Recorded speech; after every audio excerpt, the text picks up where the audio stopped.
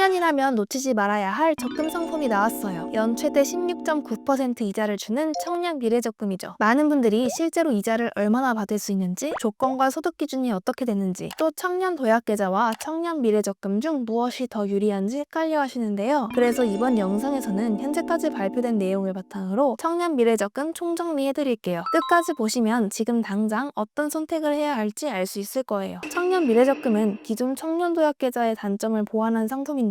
한 줄로 요약하면 월 최대 50만 원씩 3년간 납입하면 최대 2,200만 원의 목돈을 마련할 수 있는 상품이에요. 청년들이 적금을 납입하면 정부가 일정 비율을 매칭해주는 방식이 기존 청년 도약계좌와 비슷하죠. 하지만 핵심은 적금 가입 기간이 1년에서 3년으로 축소됐다는 거예요. 우선 8월 29일 정부가 발표한 2026년 예산안 내용에 따르면 만 19세 이상 34세 이하 청년 중 근로소득이 6천만 원 이하이거나 연매출 3억 원 이하인 자영업 청년이 대상이에요. 월 최대 납입 한도는 50만 원이고 여기에 정부가 일정 비율을 매칭해주죠. 일반형은 납입액의 6%, 우대형은 12%까지 지원해주는데요. 우대형에 가입하기 위한 조건이 있어요. 중소기업에 취업한 지 6개월 이내이고 앞으로 3년 동안 근속할 것. 이 두 가지를 충족할 때 납입액의 12%를 기여금으로 받을 수 있어요. 더 좋은 점은 비과세 혜택이에요. 일반적으로 은행 적금이자는 15.4%의 이자소득세가 원청 징수되지만 이 상품은 세금 부담이 없어요. 그래서 실제 체감 수익률이 올라가는데요. 일반형은 연 12%, 우대형은 연 16.9% 수준까지 기대할 수 있죠. 예를 들어 월 50만 원씩 36개월 동안 납입하면 원금은 1,800만 원인데요. 여기에 정부 기여금과 은행 이자를 더하면 일반형은 약 2,080만 원, 우대형은 약 2,200만 원을 받을 수 있어요. 은행 금리에 비해 훨씬 높은 수익률이죠. 따라서 중소기업에 취업한 청년이라면 반드시 우대형을 노려야 해요. 단순히 계산해도 일반형 대비 120만 원의 추가 혜택을 받을 수 있기 때문이에요. 이처럼 청년 미래적금을 활용하면 단기간에 안정적인 목돈을 마련할 수 있어요. 특히 사회초년생에게는 3년이라는 기간이 부담스럽지 않으면서도 2천만 원이 넘는 자산을 모을 수 있다는 점이 큰 장점이죠. 특히 중소기업 취업자는 추가 혜택으로 더 큰 자산을 형성할 수 있어요. 2025년 하반기에 출시될 줄 알았지만 2026년으로 예정되어 있는데요. 구체적인 조건이 아직 발표되지 않았기 때문에 금융기관이나 정부의 공식 브리핑을 반드시 확인해야 해요. 그러면 이미 청년도약계좌에 가입한 사람은 청년 미래적금으로 갈아타는 게 좋을까요? 아니면 끝까지 유지하는 게 유리할까요? 먼저 정부 발표에 따르면 청년도약계좌에 이미 가입한 사람은 5년 만기까지 세제 혜택과 정부 기여금을 그대로 유지할 수 있어요. 해지하지만 않으면 기존 혜택을 받을 수 있는 상황이죠. 하지만 성급하게 중도 해지를 하면 상황이 달라져요. 청년도약계좌를 가입한 지 3년이 안 됐는데 해지하면 정부 기여금이 전액 환수되고 이자에도 세금이 부과되는데요. 반면 3년 이상 유지한 후에 해지하면 비과세 혜택과 정부 기여금의 60%를 받을 수 있어요. 2024년 2월에 가입했다면 2027년 2월까지는 유지한 후 해지해야 손실을 최소화할 수 있는 거죠. 하지만 특별 중도해지 사유에 해당하는 경우 정부 기여금의 100%와 비과세 혜택을 그대로 받을 수가 있는데요. 사망, 해외 이주,